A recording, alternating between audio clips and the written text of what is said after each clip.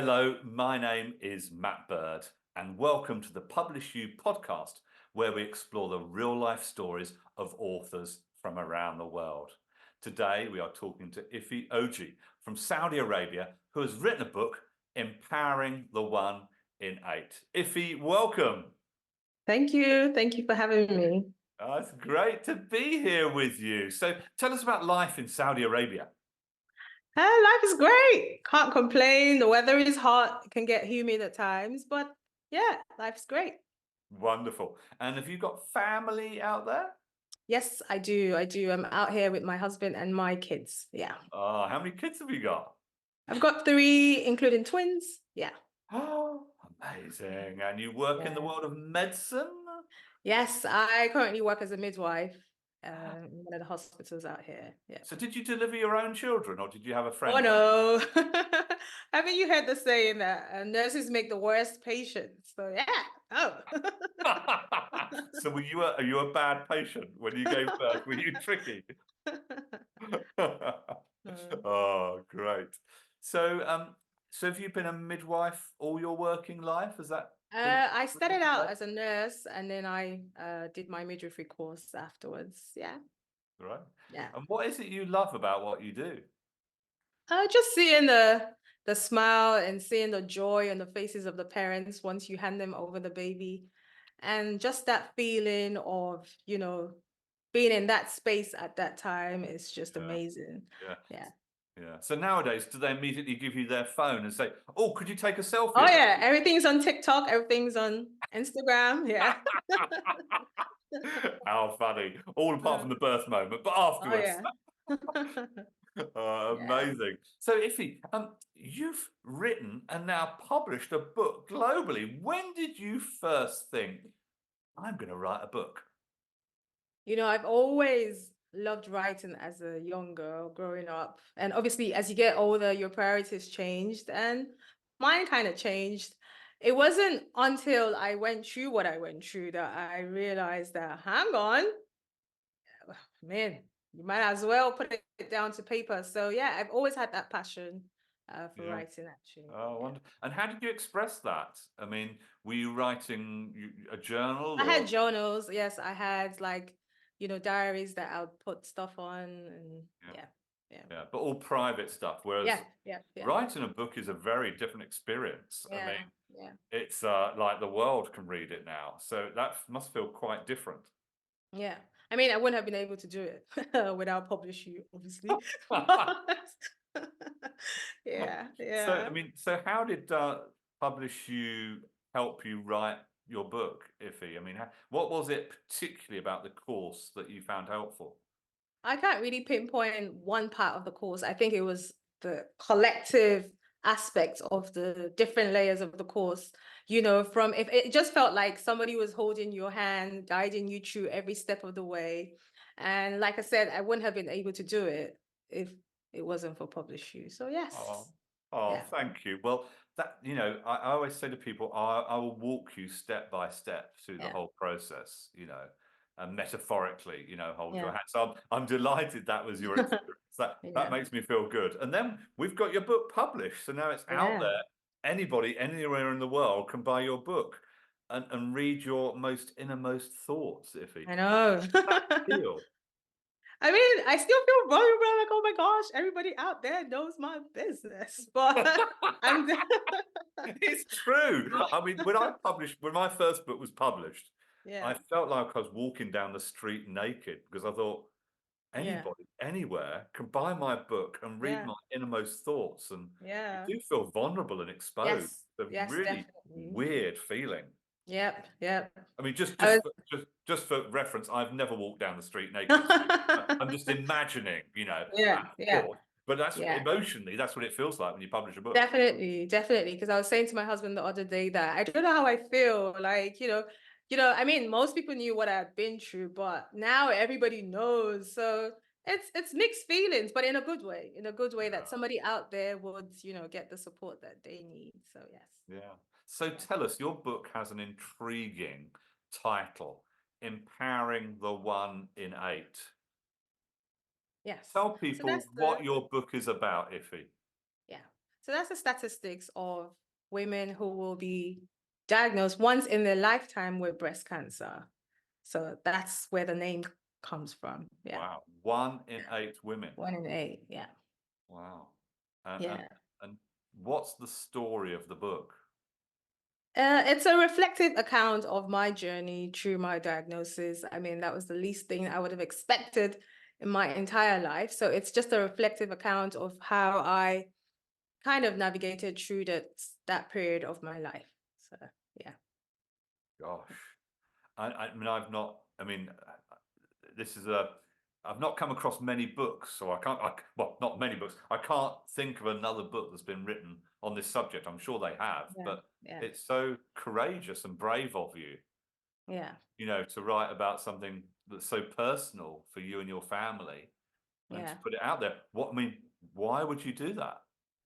Because I think the statistics have changed. Like, back in the days, cancer was something that you would associate with older people.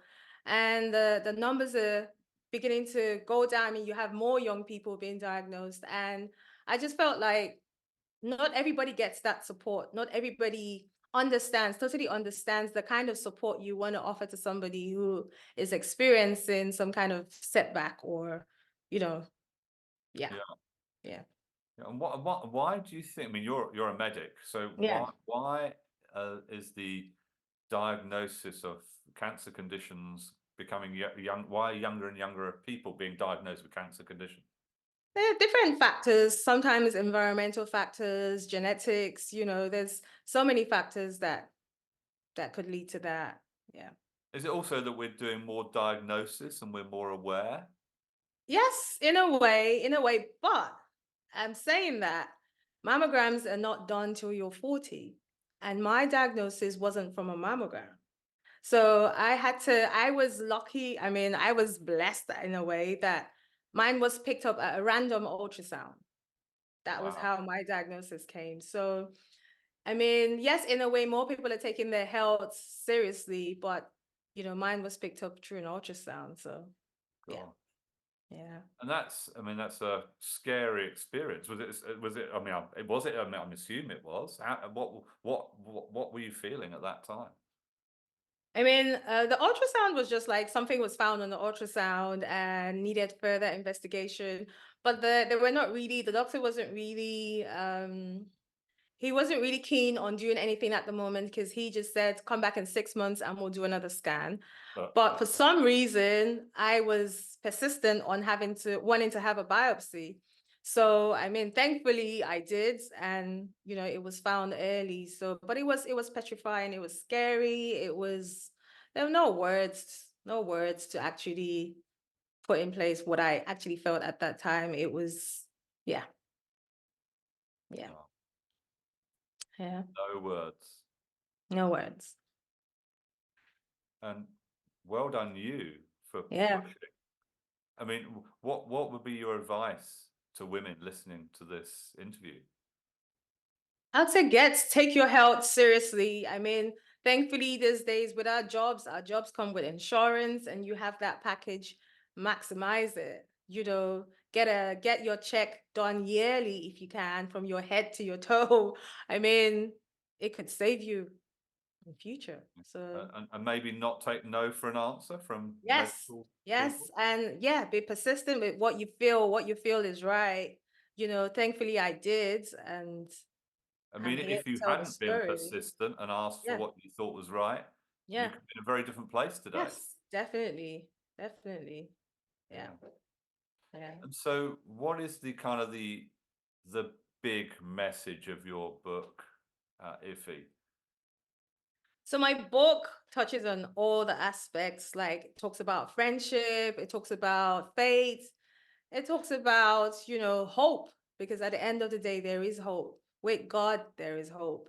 I mean, some people are like, "Oh, so what is it? What does the future hold for you?" And I keep saying that I don't know what the future holds. I'm not a magician, but I know the one who holds the future.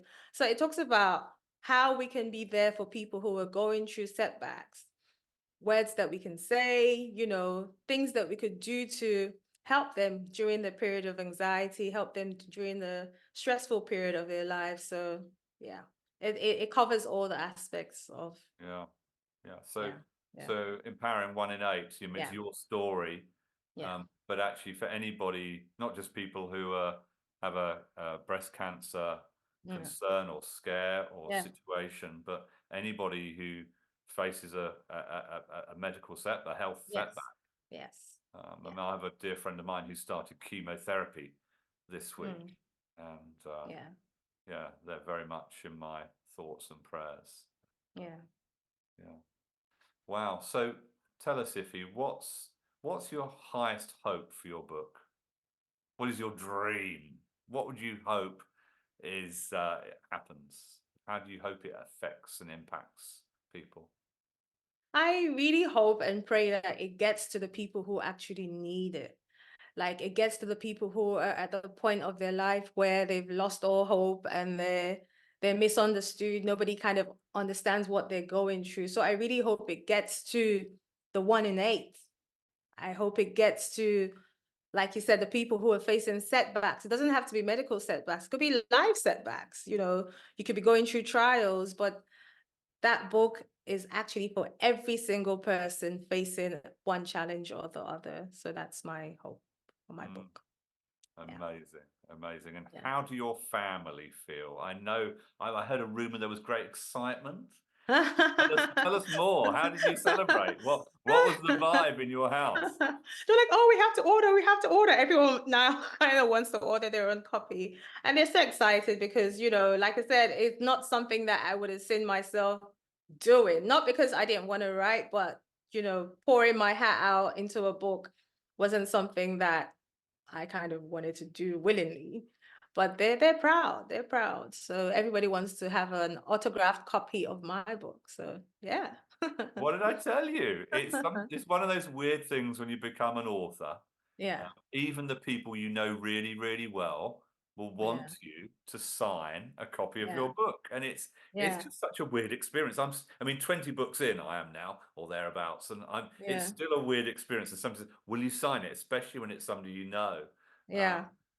but it's a real privilege, isn't it, to Yes. tell our stories and encourage other people and write and publish and make our Yeah. books known to the world. So, Sure. Iffy, is this going to be your last book, or is there something else Huh. bubbling away? Well, I think Funny you should this. ask. I think it's going to be the first of many books to come. Like definitely not. It's definitely not going to be the last. It's just the first of many. Yeah. You're going to give me and the listeners a little carrot Well, my next candle, a my, little something. my next book is more low key. It's more excitable. I mean, I have a daughter now who is 10. Hmm. And she just reminds me of myself growing up. So in my head, I already have a title of my book, of the next book. It's called The Shy Girl, because I was extremely shy growing up. And I just see my daughter, like I see myself in my daughter, like towing that line. So yes, The Shy Girl is my next book. Wow. Yeah. You heard it here first. That is a great title, and Yeah. it's a great idea for a book. Yeah. There are lots of Yeah. parents, grandparents, Yeah. friends who would like to buy that book for someone. Yeah. So I just want to encourage you, Iffy.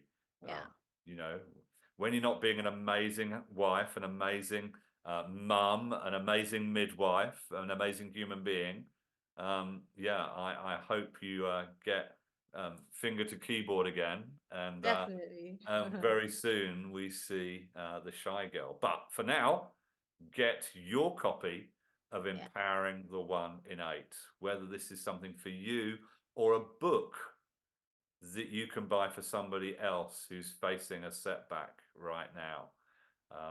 Thank you, Iffy, and Thank you thank so you much. all for listening to the PublishU podcast featuring the real life stories, the really real life stories of authors from around the world. If you're interested in becoming an author like Iffy, please do visit our website, www.publishu.com. Publish the letter u.com. And if you enjoyed this broadcast, please do subscribe for more. Thank you so much for joining us, and goodbye for now. Thank you.